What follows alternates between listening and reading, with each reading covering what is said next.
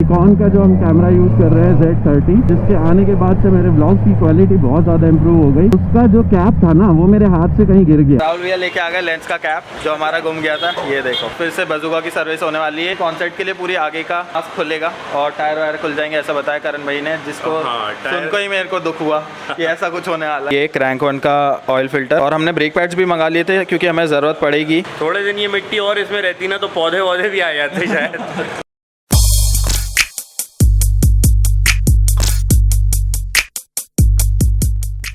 Finally हम लोग निकल चुके हैं। कोलार पे एज यूजुअल ट्रैफिक हमें देखने को मिल रहा है। 12:43 हो गए। वैसे हमें 12 बजे मिलना था करण भैया से। कोशिश बहुत की हमने टाइम पे करने की सारा काम, लेकिन टाइम पे नहीं हो पाते। मम्मी ने बोल दिया था आज छुट्टी थी तो 2 रोटी खा के जा घर से, और सुबह अगर कोई बोल दे खाने के लिए तो मना नहीं करना चाहिए। दिन भर खाना नहीं मिलता, ये कहावत नहीं है, ये आजमाई हुई चीज है, ये सच्चाई है। कई बार ऐसा हुआ है, घर वालों ने बोला बेटा खाना खा के चले जा, अपन नहीं खा के गए कि अरे काम निपटा के खा ही लेंगे, खा ही नहीं पाते। सामने अगर ठेला भी है ना नूडल्स वगैरह फ्राइड राइस का, तो भी नहीं खा पाते। पुराने समय के लोग सही कह गए कुछ चीजें, तो ये उनमें से ये एक है। इतनी ज्यादा गर्मी हो रही है ना कि भाई हालत खराब हो रही है, लेकिन फिर भी आप देख रहे हो मैं फुल स्लीव पहना हुआ हूँ क्योंकि मैंने टैटूज बना के रखे हाथ में। नॉर्मल स्किन जो होती है उस पर धूप पड़ रही है, तो टैटूज पे एज कम्पेयर थोड़ा ज्यादा आपको फील होती है धूप की। अरे यार ये चुभ रही है धूप उस पर्टिकुलर एरिया में। निकॉन का जो हम कैमरा यूज कर रहे हैं Z30, जो हम सबसे ज़्यादा ब्लॉगिंग जिससे करते हैं, जिसके आने के बाद से मेरे ब्लॉग की क्वालिटी बहुत ज़्यादा इंप्रूव हो गई। उसका जो कैप था ना, वो मेरे हाथ से कहीं गिर गया। अभी अपन पहले जा रहे हैं राहुल भाई के पास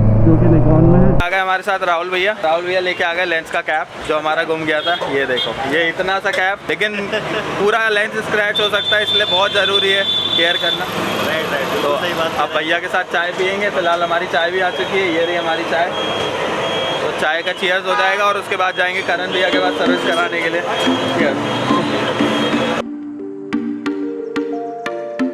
फिलहाल हम लोग आ गए हैं करण भैया के पास, और आज फिर से बजुका की सर्विस होने वाली है। ये सर्विस एक तरीके से बड़ी सर्विस है क्योंकि वैसे तो मतलब कुछ खास ज़्यादा चीज़ें चेंज नहीं होनी, कॉन्सेप्ट चेंज होना है, लेकिन कॉन्सेप्ट के लिए पूरी आगे का मास्क खुलेगा और टायर वायर खुल जाएंगे, ऐसा बताया करण भाई ने, जिसको सुन को ही मेरे को दुख हुआ कि ऐसा कुछ होने वाला है। हम लोग front tyres, front shocker, triple T और टॉप प्लेट निकालने वाले हैं इसकी। क्योंकि कॉन्सेप्ट के बेयरिंग्स चेंज करेंगे। जो इसके नेक में होते हैं, तो वो स्टीयरिंग हेड बेयरिंग्स हम इसके अंदर डालने वाले हैं। थोड़ा सा कॉम्प्लेक्स काम होता है, बाकी तो जनरल सर्विस है। एक engine oil, oil filter, air filter की सर्विस होनी है। एयर फिल्टर हमारा वैसे भी परफॉर्मेंस वाला है, लाइफ टाइम वाला, तो वो रिचार्ज हो जाएगा। इस बार जो चीज़ें लगने वाली है वो है ये क्रैंक वन का ऑयल फिल्टर, और हमने ब्रेक पैड्स भी मंगा लिए थे क्योंकि हमें ज़रूरत पड़ेगी। तो ये क्रैंक वन के 3, आगे के 2 और पीछे का 1, तीनों आ गए। और ये है कॉन्सेप्ट जो मुझे होंडा से मंगाना पड़ा। तो करण भाई ने बोला था कि होंडा का ही आप प्रेफर करोगे तो ज़्यादा बेटर रहेगा। मैं पूरा नेपाल राइड करके आया हूँ, and honestly speaking I don't think कि अभी भी पूरे ब्रेक पैड घिसे होंगे। तो अभी ब्रेक पैड ओपन कर लिए हमने। हम लोगों ने यूपी टूर किया था, यूपी टूर के पहले करा था, और उसके बाद आप देखो नेपाल करने के बाद भी इतना बचा है। And this is really shocking, क्योंकि भाई ये बहुत बड़ी बात है। बढ़िया, अभी भी 50% है ब्रेक पैड। तो अभी अपन ने मंगा के तो रख लिए हैं, लेकिन जब ज़रूरत पड़ेगी चेंज कर लेंगे। अभी फिलहाल इसको वापस लगा देते हैं, क्लीन करके सर्विस। हम लोगों ने आगे के ब्रेक पैड चेक करे हैं, तो ये आप देख सकते हो क्रैंक वन के ही डाले थे, लेकिन ये पूरे घिस चुके हैं। ऑलमोस्ट गाड़ी कह सकते हैं कि 8 से 10 हज़ार किलोमीटर चली है। 5,000 तो नेपाल पे ही चल गई, उसके पहले 3,000 जब हम यूपी की राइड पे थे वहाँ चल गई। सो ये आगे के हमें चेंज करने पड़ेंगे। तो ये वाला जो है ये हम वापस ले जाने वाले हैं हमारे साथ, और ये जो 2 हैं ये हम लोग यूज़ करने वाले हैं। तो अभी इंडियन फ्लश यूज़ करने वाले हैं। इंडियन फ्लश के बारे में तो पहले के वीडियोस में भी बता ही चुका हूँ आपको क्या काम करता है। इंडियन फ्लश करने के बाद ऑयल निकालेंगे, नया ऑयल, ऑयल फिल्टर डालेंगे, और भी लिक्विड मोली के एडिटिव्स भी डालेंगे।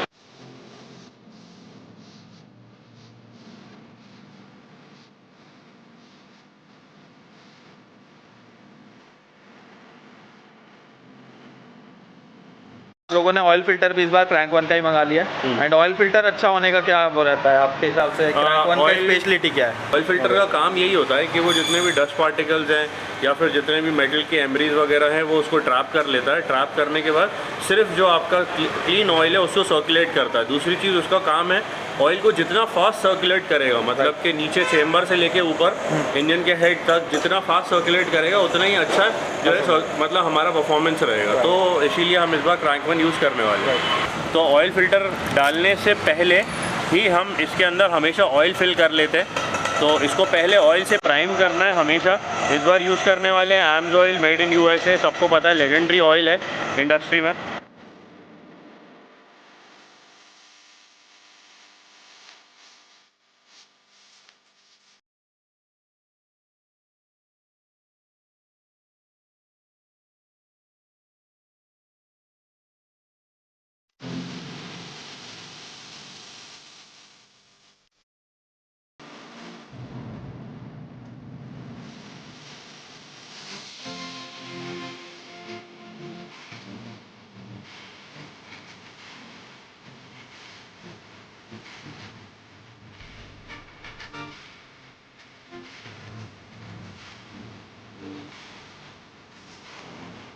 पहली बार लाइफ में इतनी गंदगी देख रहा हूँ फ़िल्टर के अंदर, मतलब सूखी धूल घुसी हुई है यार, मिट्टी। ऐसा लग रहा है थोड़े दिन ये मिट्टी और इसमें रहती ना तो पौधे वौधे भी आ जाते शायद। चलो क्लीन करते हैं। कैनन रिचार्जर किट से हमने इसको क्लीन कर दिया और अभी 10 मिनट के लिए हम छोड़ेंगे। उसके बाद कोल्ड रनिंग वाटर से इसको क्लीन कर लेंगे। क्लीन करने के बाद फिर रिचार्जर डालेंगे, वो प्रोसेस भी आपको दिखाएंगे।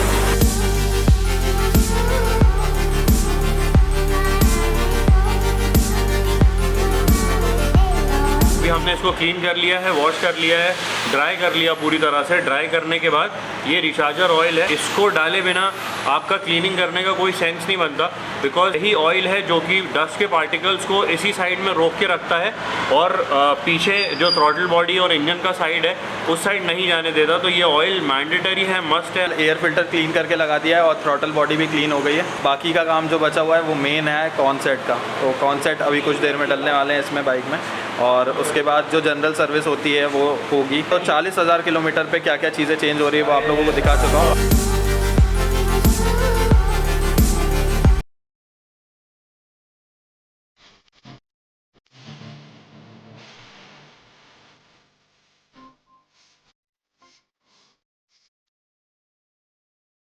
भाई जब हम नेपाल राइड पे थे तो मिट्टी ने बहुत ज़्यादा परेशान किया था। यहाँ पे अभी क्लीनर डाल चुका है, उसके बाद इतनी मिट्टी निकल चुकी है। इस फ्लैप ने स्पेशली बहुत ज़्यादा परेशान किया था क्योंकि पूरी मिट्टी ऐसे चेन में लग के यहाँ पे लग गई थी और बाइक चलने में दिक्कत दे रही थी।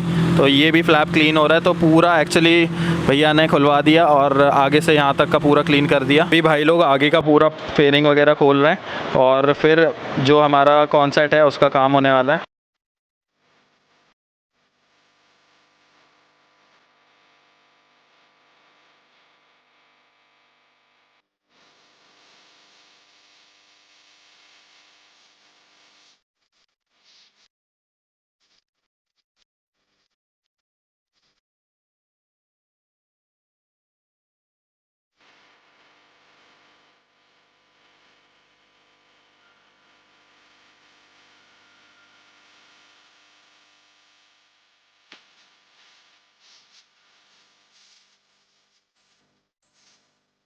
सारा काम कंप्लीट हो गया। करण भैया बताएंगे बाइक में क्या क्या काम हुआ, क्योंकि उस टाइम अपन डिस्टर्ब नहीं कर सकते थे। अपन की हालत ख़राब हो रही थी गाड़ी को देख के कि भाई ये क्या खोल डाला सारा।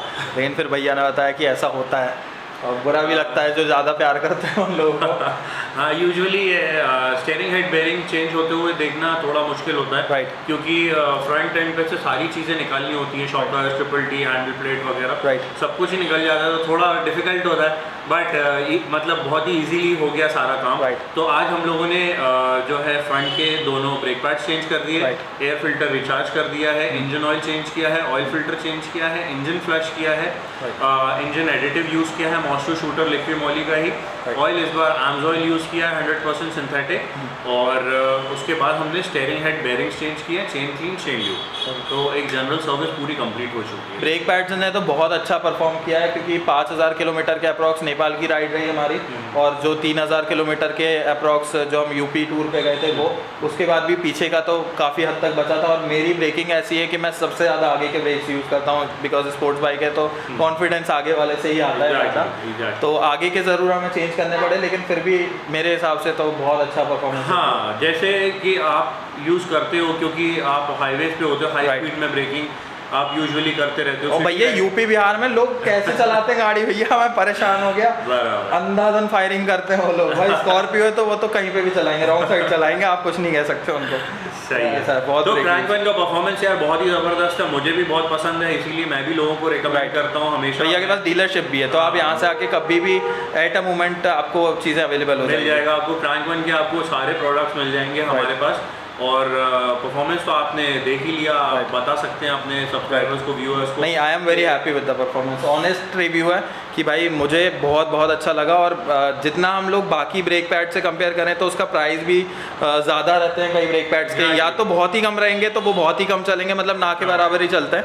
और जिनका प्राइस थोड़ा ज़्यादा रहता है तो वो भी एज़ कम्पेयर्ड, मैंने जब देखा कि क्रैंक वन का प्राइस लो है और परफॉर्मेंस आपको ज़्यादा किलोमीटर्स के लिए मिल जाएगी, तो ये बहुत अच्छी चीज़ है। जो हमारा कॉन्सेप्ट है अभी बाइक, क्योंकि हमारी 40,000 किलोमीटर चल चुकी है और पहली बार हम लोग ये चेंज कर रहे हैं, तो आपके हिसाब से ज़्यादा चला है, कम चला है, सही चला है? यूजुअली स्टीयरिंग हेड बेयरिंग्स जो रहते हैं वो कम टाइम में चले जाते हैं, इसलिए क्योंकि उनमें पानी चले जाता है। बट इसमें क्या किया है, डबल डस्ट कैप दिया हुआ है और बहुत मेहनत लगी इनको खोलने में। हाँ, तो उसकी वजह से पानी तो बिल्कुल नहीं गया था। और यूजुअली जो टाइम स्पैन होता है स्टीयरिंग हेड बेयरिंग्स का, वो उतने पे ही हमने इसको सर्विस इंटरवल पे ही चेंज करा है। उसमें ज़्यादा कुछ ऐसा नहीं था कि बहुत जल्दी चला गया या फिर बहुत टाइम बाद गया, मतलब एक सर्विस इंटरवल के हिसाब से 40,000 किलोमीटर के हिसाब से एग्जैक्टली हमने सर्विस इंटरवल के हिसाब से ही चेंज किया है। और उसमें पानी नहीं था। सबसे बड़ी बात यह है कि 40,000 किलोमीटर पे मैं पहली बार ऐसे स्टीयरिंग हेड वो देख रहा हूँ बेयरिंग जिनमें पानी का एक बूंद भी नहीं लगा था। तो मुझे लगा कि हाँ यार, होंडा ने ये बिल्ड क्वालिटी में तो जेन्युइनली बहुत अच्छा काम किया है। और फिर होंडा का तो मतलब रिफाइनमेंट के लिए, रिफाइनमेंट और क्वालिटी तो यार होंडा जैसी कोई नहीं दे सकता। मतलब मेरा तो पर्सनली फेवरेट है।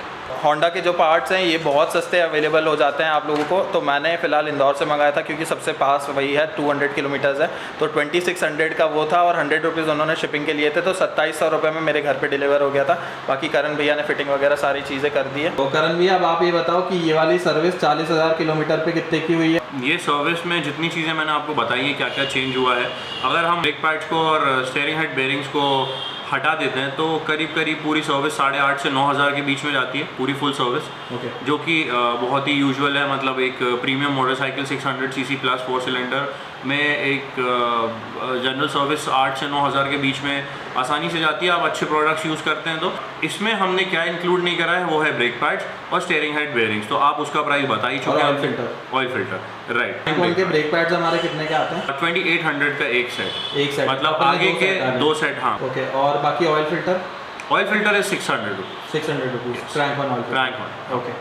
और बाकी बैटरी वगैरह सारी चीज़ें, परफॉर्मेंस तो पहले ही बहुत अच्छी मिली हम लोगों को। बहुत ही बढ़िया। टोटल कितना करना चाहिए फिर आपको? जितनी इच्छा हो जाए, जितनी इच्छा हो जाए। क्या तो मैं तो BRC कस्टम से हमेशा खुश रहता हूँ क्योंकि आंखों के सामने सारा काम होता है और करण भी हमारे लिए बहुत अच्छे रेट्स लगा देते हैं। आप लोग भी आ सकते हो और मैजिशियन एडी का रेफरेंस भी दे सकते हो कि भाई उनका वीडियो देख के आए तो आप लोगों को थोड़ा बहुत और डिस्काउंट मिल जाएगा। बिल्कुल 100%। चाय वाय भी ऑफर कर देते हैं, या इनके आके चाय पी सकते हो आप BRC कस्टम की एक्स्ट्रा। सो इसी के साथ आज का ब्लॉग समाप्त करते हैं। Thank you so much for watching. This is magician Eddie signing off. मिलते हैं आप सभी से अगले ब्लॉग में। अगर चैनल सब्सक्राइब नहीं किया तो सब्सक्राइब कर दो एंड बेल आइकन हिट कर दो।